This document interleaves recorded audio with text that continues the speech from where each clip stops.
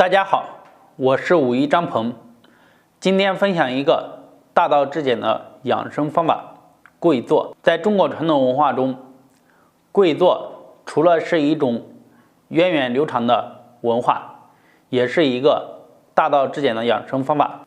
从跪姿的形意上来看，跪字是由足和尾两个字组成，尾意为正直，也可以理解为足尾，正应对了那句古话“人老脚先衰”。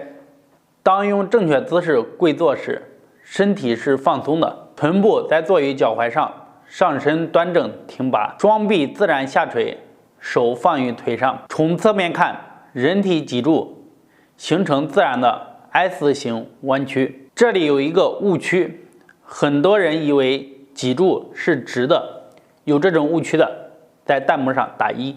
其实身体正坐或站立时，从侧方位看，好像脊柱是直的。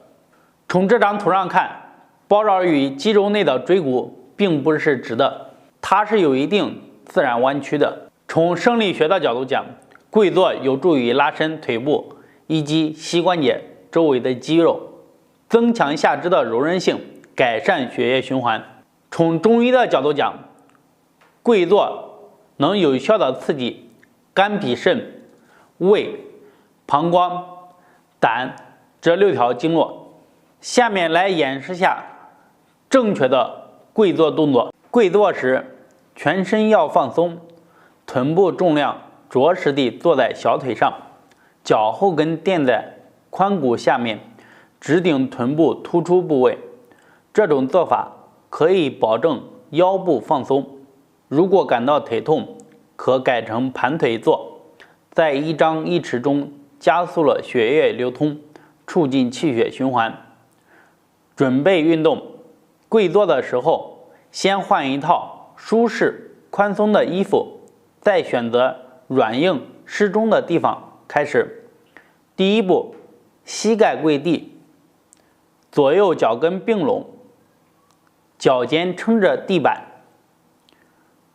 第二步，臀部慢慢往脚跟落下，让骨盆底脊落在脚跟上，保持这个姿势，慢慢将体重放在脚踝和脚趾上。这样跪坐的姿势完成，我们要注意以下几点。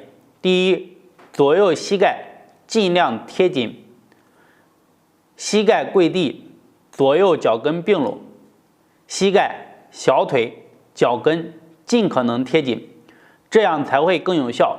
和准备的运动不同，此时脚背贴平地面。2.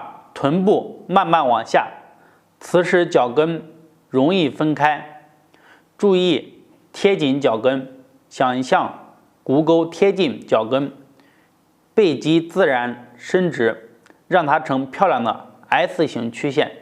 保持这个姿势，停30秒。3.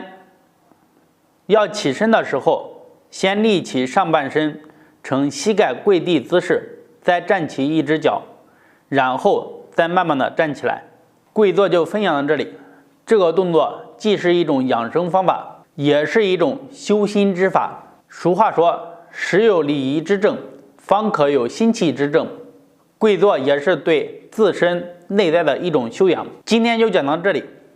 如果对养生保健有什么疑问，可以在下方评论留言，谢谢。